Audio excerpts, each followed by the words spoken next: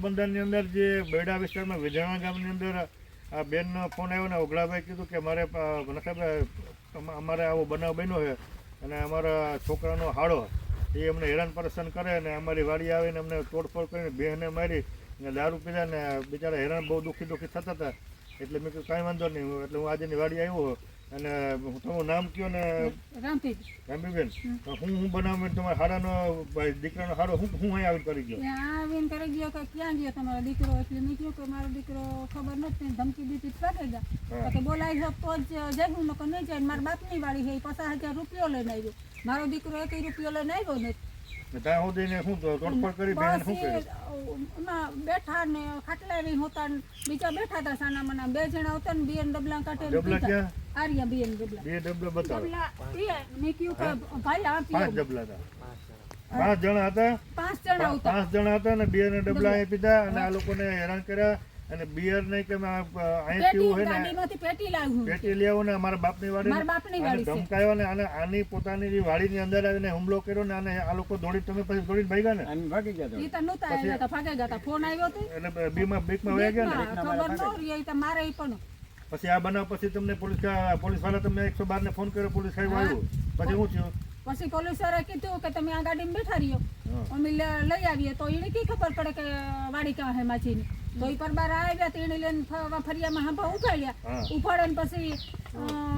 આવ્યા કે મને એવો તમારા ઘેરી કે જોઈ લ્યો તમે મેં કહ્યું તો અટાણે જો મારી પુત્રી નથી ને તાણા વિનાનું હું નહીં ખબર પડે હવે એવું છે હું તાળું દેતા મને પછી એમાં બેહાડો મને ગામમાં લઈ ગયા પછી આરોપી જે દારૂ પીતા બેર પીતા એને કઈ એક્શન કઈ ન કયું નહીં કઈ ન કયું એને એના વાહનમાં મોકલી દીધા એનો બીજો ગાડી ઉતરી ને 112 ની એમાં મને પાદર ઉતાર અને ઓલા એને વાહનમાં મોકલી પછી કેટલા દી પછી તમને પાસે 10 દી પછી મને બોલાવ્યો પછી હું કીધું ને હતો આરોપી હતો ને હું છું આરોપી હતો તો એને મેં કીધું એને સાહેબ એ કહ્યું કે તમે ઉભા રહ્યો એટલે હું કહ્યું કાકા કેટલા વાગ્યાની ગેતન કેટલા વાગે 10 વાગ્યાની ગઈ ને મારા 4 વાગ્યા સુધી બેરણની વાડીઓ મેંજરાડાની વાડીઓ લોકેશનમાં ડોહાને ને એના દીકરાને ગોતવા ને તમારા ઘરની તલાશી લેવી ને 50,000 રૂપિયો લઈને ભાગી આવી એટલે તમે તો ફરિયાદ હતી તોય તમને હેરાન કરતા હતા હમણી હેરાન કીધી 4 વાગ્યા સુધી કીધી તમને પણ ગાડીમાં બેહાડી તમને હેરાન કરે પછી અધવેશ ઉતારોમાં એને કોક મારે તો અને પછી પોલીસ કરે તમને ટોર્ચરિંગ શું કર્યું એટલે એ કીધું તમે હાસું બોલજો ને તમે એક આટીમાં આવી જાઓ તમે બોલી હતો ને હું કા મારી ભૂલ કઈ છે નહીં હું આટીમાં કેવા હાટું આવા ને આવા તો અમે ખાઈ પીવું તો તમારે જી કરવું હોય કરજો ડોહીને શું કીધું એને મને એ કીધું ધોરાવાળા આવી ગયા ના એમ કીધું હવે ડોહીમાં તું હાલી હું નીકળી માથામાં ધોરા આવી ગયા નાટક હું આ દ્રોહી કે તમારો દીકરો કે સંજીઓ 10 રૂપિયા તમે ખાવી કે બેઠા હું એ રૂપિયા બી થૂકી ન નાખે મારો દીકરો તો હે ને એ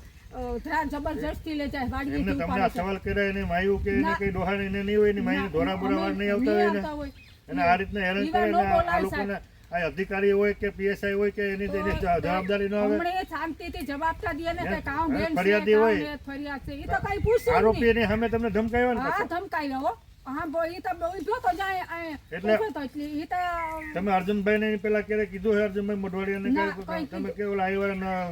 હા ને અમે કીધું કે અમારો કરો તો તમે ફોન કર્યું ના એ કઈ કેમ ફોન કર્યો એનો ફોન આવ્યો ને એટલે અમારે કોઈને વાહે દોડવું ને વાત આપતા એને તમે